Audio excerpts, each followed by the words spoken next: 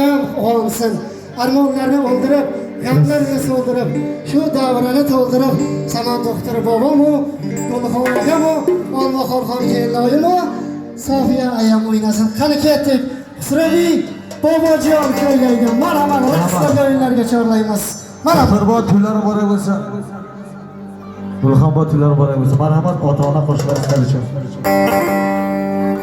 Dadajonim benim, onajonim benim, olamda ikimiz, yagona benim.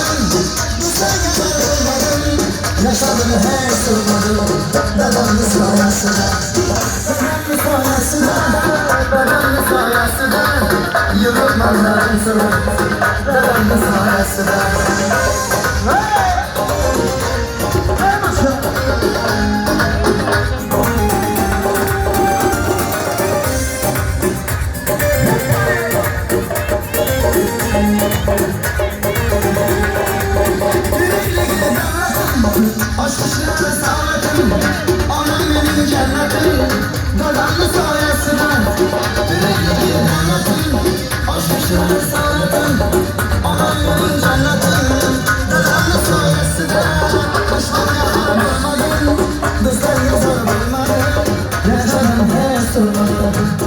Dedemli sayesinde Düşmanca sarılmadım Düzeye sarılmadım Yaşadım hiç durmadım Dedemli sayesinde Dedemli sayesinde Dedemli sayesinde Yaratmalarım sürüp Dedemli sayesinde Hanıma!